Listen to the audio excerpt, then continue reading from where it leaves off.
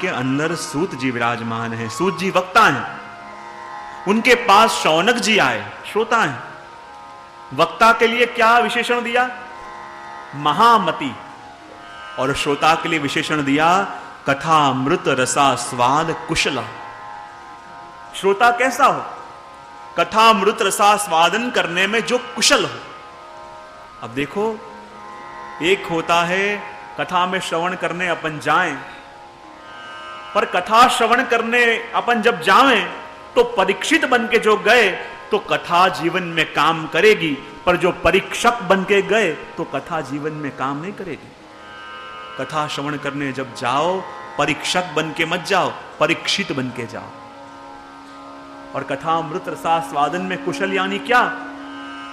क्योंकि वक्ता जो कह रहा है उसको तो सुन रहा है, पर कई वस्तु ऐसी होती है जो कहीं नहीं जा सकती, उसको भी जब सुनने लगे तो मानो इसके अंदर अब श्रवण की कुशलता आ गई। एक होता है श्रोता और एक होता है सोता। दोनों कथा में होते हैं। एक सुनने वाला भी होता है, सोने वाला भी होता है, दोनों कथा में होते हैं। लेकिन कथा अमृत रसा स्वादन में कुशलता यानी क्या? अब देखो, अपन कहते हैं कि हम बार बार कथा सुनने जाते हैं, कथा में बैठ के प्रभु का नाम लेते हैं, इतनी इतनी कथा सुनते हैं, तो सुनने के बाद भी हमारे जीवन में कोई परिवर्तन क्यों नहीं? देखो, मैं बुलाता हूं, बोलना। सबसे पहले बोलो लड्डू। बोलो, बोलिए लड्डू, पेड़ा, बर्फी, बोलिए सब बोलिए जोर से। गुलाब जामुन, रसगुल्ला, और बोलो क्या? जलेबी, मोहनथाल और बर्फी। हाँ, पेट भर गया? भरा पेट? इतना नाम तो लिया आपने। बर्फी बोले, गुलाब जामुन बोले, जलेबी बोले, मोहनथाल बोले, कितने भाव से बोले, कितने प्रेम से बोले, फिर भी पेट क्यों नहीं भरा? क्यों नहीं भरा? क्योंकि जिसका नाम लिया वो अंदर नहीं गया। तो वैसे ही चाहे सारे सामग्रियों के नाम बोले पर पेट नहीं भरा, क्योंकि पेट तब भरे कि जिनके नाम बोले वो एकाध वस्तु भी अंदर जाए।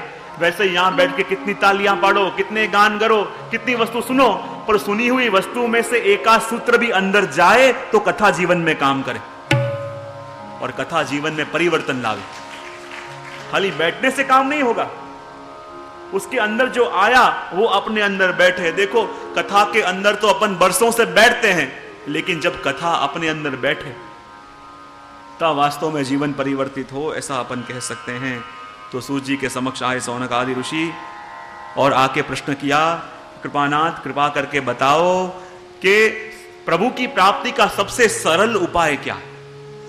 कृपा करके बताओ कि इस कलयुग के अंदर जीव असुर की तरह हो गया है, हर जगह भटकता रहता है, के मन में प्रभु को पाने की इच्छा, न प्रभु के ग्रंथ सुनने का मनोरथ ही है। तो कृपा करके बताओ ऐसे जीवों का उद्धार भी कैसे हो?